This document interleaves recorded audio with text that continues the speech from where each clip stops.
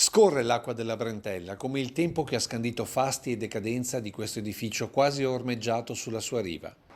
Sull'entrata, che sottolinea uno stile anni 60, un marchio indelebile per la storia della marca del Veneto.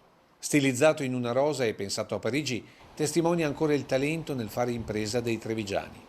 Perché quando si dice Sanremo si pensa alla famiglia Comunello e all'intuizione di recuperare i cappotti dei soldati tedeschi alla fine della Seconda Guerra Mondiale per trasformarli in giacche, gilet e pantaloni per gli uomini che volevano la normalità dopo gli anni tremendi del fronte.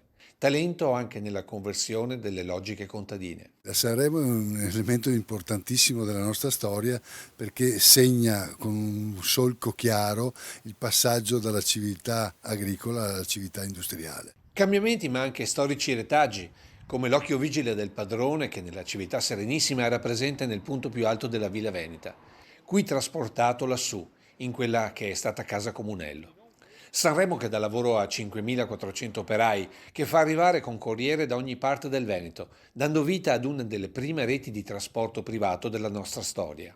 Comunello che in un mondo maschilista dà uno stipendio e quindi indipendenza economica alle donne, preferendole per realizzare i vestiti.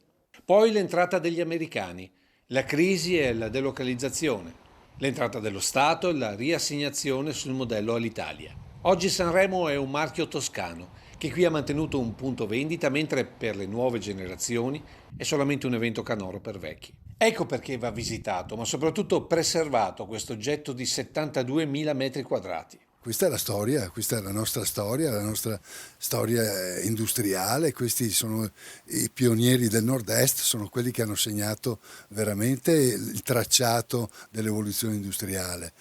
Sarebbe veramente un peccato che venisse abbandonata, anche perché all'interno ci sono ancora tutti i vecchi ricordi, la mia scrivania è ancora lì, insomma, ecco, questo è il tema. Un ricordo per chi ci ha lavorato, il testimone del saper fare veneto, ma anche un monumento per riflettere sul rapporto tra profitto e territorio.